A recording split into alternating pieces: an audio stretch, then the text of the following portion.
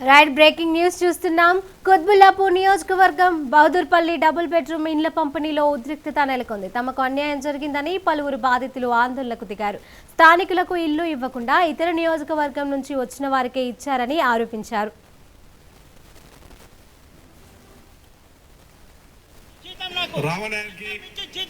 కేటీఆర్ గారి కృషి ఎంత ఉందో మనకున్నటువంటి శ్రీనివాస్ యాదవ్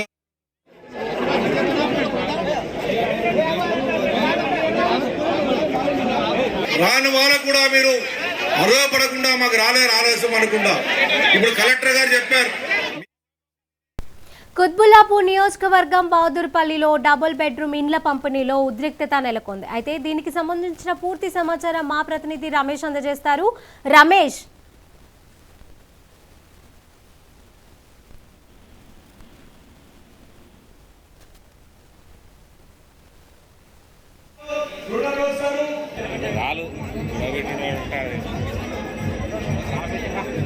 గండి మైసమ్మలో మండల ఆఫీస్ ముందు, మున్సిపల్ ఆఫీస్ ముందు బ్లాక్స్ ఉన్నాయి మనకి. కాబట్టి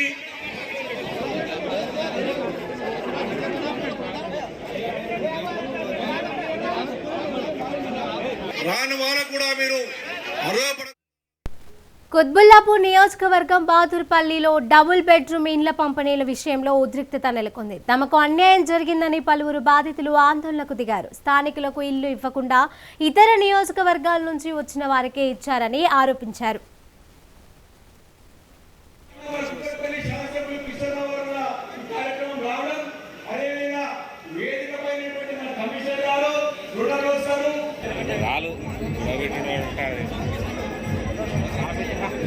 గండి మైసమ్మలో మండల ఆఫీస్ ముందు, మున్సిపల్ ఆఫీస్ ముందు బ్లాక్స్ ఉన్నాయి మనకి. కాబట్టి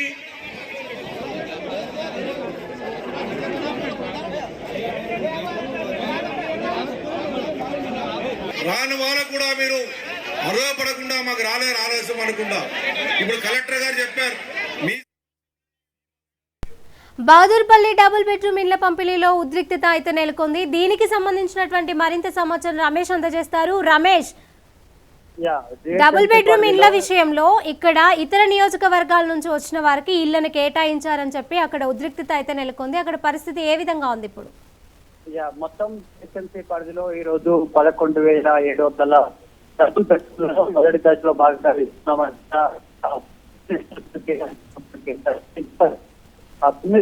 సంబంధించి బహదూర్పల్లిలో స్వయంగా తలసాని శ్రీనివాస్ యాదవ్ ఇళ్ల పట్టాల పంపిణీ చేసే కార్యక్రమం ఈ రోజు ప్రారంభించారు. మొత్తం 1,700 మంది లబ్ధిదారులకు ఆ పట్టాలు ఇస్తుండగా అక్కడ స్థానికంగా ఉన్నటువంటి బహదూర్పల్లికి చెందిన ప్రాంతాలతో పాటు ఇతర కుత్బుల్లాపూర్ నియోజకవర్గంలోని అనేక సుగారం కాలనీ కానీ ఇతర ప్రాంతాలకు సంబంధించినటువంటి అనేక మంది లబ్ధిదారులు తాము దరఖాస్తు 2016 నుంచి చేసుకున్నాము, అయినా కూడా మాకు ఇంతవరకు ఇల్లులు ఇవ్వడంతో పాటు సొంతంగా ఇల్లులు ఉన్న వారికి మాత్రం ఇచ్చారు. చిన్న చిటిక పనులు చేసుకొని అద్దకుండే తమకు మాత్రం ఇల్లులు ఇవ్వడం లేదంటూ కూడా మంత్రి ప్రోగ్రామ్ లో పెద్ద ఎత్తున నినాదాలు చేసినటువంటి పరిస్థితి ఉంది. ఈ నేపథ్యంలో ఎవరైతే లబ్ధిదారులు ఉన్నారో వారికి పోలీసుల మధ్య కూడా వాగ్వివాదం చోటు చేసుకుంది. ఒక సందర్భంలో పోలీసు అధికారులు కూడా మహిళల పట్ల దురుసుగా వ్యవహరించినటువంటి ఘటనలు కూడా ఉన్నాయి. అయితే బహదూర్పల్లికి సంబంధించి ఇక్కడ లోకల్ గా తమకు ఇల్లులు ఇస్తామంటూ చెప్తూ వస్తున్నారు. జిహెచ్ఎంసీ అధికారులు కానీ స్థానికంగా ఉన్నటువంటి మంత్రి ఇతర రాజకీయ ప్రతినిధులు కూడా అదే చెప్తూ వస్తున్నారు. కానీ సనత్ నగర్, సికింద్రాబాద్ లేదా ఇతర ప్రాంతాలకు సంబంధించి అసలు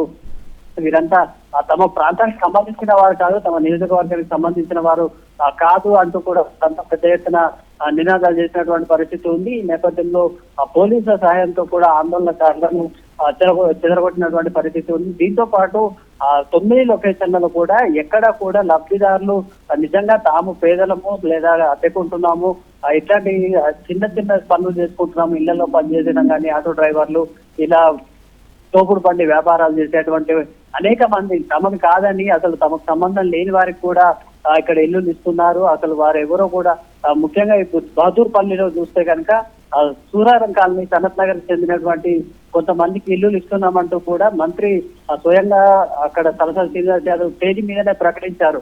కానీ అదే కాలనీకి సంబంధించినటువంటి వ్యక్తులు కొంతమంది వాళ్ళు లబ్ధిదారులు తమకు ఇల్లులు రాలేదు, కానీ అక్కడ పేర్లు ప్రకటించిన వారు అయితే ఎవరో ఉన్నారో వాళ్ళు మా పరిసర ప్రాంతాల్లో కూడా లేరు, వారు ఎక్కడి వాళ్ళో కూడా తెలియదు, ఆ పేర్లు ఎక్కడివో కూడా తెలియదంటూ ఆందోళన చేస్తూ పెద్ద ఎత్తున నినాదాలు చేస్తున్నారు. అయితే ఈ నేపథ్యంలో మంత్రి పోలీసుల సహాయంతో ఆందోళనకారులు చేరవలసినటువంటి పరిస్థితి ఉంది. దీంతో పాటు ఉప్పల్లో కూడా ఈ రోజు ఈ డబుల్ బెడ్రూమ్ ఇళ్లకు సంబంధించి స్థానికులకు ఇవ్వలేదు, ఎవరో కొత్త వాళ్ళ పేర్లు అన్ని లిస్ట్ లో కనిపిస్తున్నాయి అనేది ముఖ్యంగా వచ్చింది. ఈ నేపథ్యంలో తలసాని శ్రీనివాస్ యాదవ్ కూడా స్వయంగా అక్కడ లబ్ధిదారులు కూడా అడిగినటువంటి పరిస్థితి ఉంది. ఆన్లైన్ లో ఒకవేళ మీరు పారదర్శకంగా నిజంగా లబ్ధిదారుల ఎంపిక పారదర్శకంగా చేస్తే కనుక ఎక్కడో చేసి ఆ లిస్ట్ లో పేర్లు తీసుకురావాల్సినటువంటి అవసరం ఏముంది? ఇంత పెద్ద ప్రోగ్రాం నిర్వహిస్తున్నారు, వేల సంఖ్యలో ఇక్కడికి వచ్చాము, మాకు కూడా సరే అదృష్టం కొద్ది ఇల్లు వస్తుందని మాకు కూడా తెలుసు, కానీ మా ముందు లక్కీ డ్రాస్ ఇస్తే మాకు కూడా ఈ ప్రభుత్వం మీద కొంత నమ్మకం వచ్చేది, ఈ వ్యవహారానికి సంబంధించి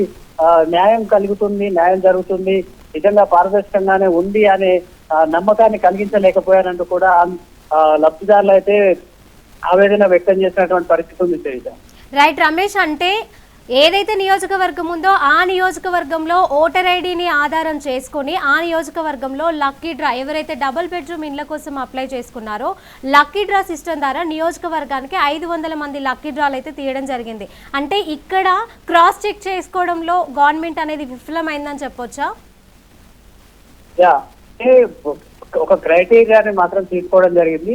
డబుల్ బెడ్రూమ్ ఇళ్ల పంపిణీకి సంబంధించి లబ్ధిదారులను ఎంపిక చేసేందుకు ఏదో ఒక క్రైటీరియా తీసుకోవాల్సిన నేపథ్యంలో 2018 ఓటర్ జాబితాను ఆధారంగా తీసుకోవడంతో పాటు స్థానికంగా ఆధార్ కార్డు ఉండాలి, అలాగే ఇక్కడే ఉంటున్నట్టుగా కూడా తగినటువంటి సాక్ష్యాధారాలను కూడా అంటే డాక్యుమెంట్స్ ఏవైతే ఉంటాయో రెండుకుంటే కనుక బిల్లు అక్కడ సంబంధించినటువంటి ఓనర్ సంబంధించినటువంటి అగ్రిమెంట్ లేదా ఇతర వ్యవహారాలకు సంబంధించినటువంటి డాక్యుమెంట్ ఇవ్వాల్సి ఉంటుంది అనేది క్రైటీరియా తీసుకున్నారు. కానీ ఒకే నియోజకవర్గానికి సంబంధించినటువంటి ఉదాహరణకి ఇప్పుడు ఎల్బీ నగర్ కానీ మేడ్చల్ కానీ అలాగే కుబ్బుల్లాపూర్ నియోజకవర్గాలకు సంబంధించి కానీ ఎక్కడి వాళ్లకు అక్కడ ఇవ్వట్లేదు. ఇది యొక్క ప్రధాన సమస్యగా కూడా ఉంది. ఎందుకంటే సిటీలో 9 లొకేషన్లకు సంబంధించి ఎక్కడెక్కడో ఇస్తున్న నేపథ్యంలో ఈ గందరగోళ పరిస్థితి అయితే వేస్తారు. Right, thank you Ramesh. Meeting లో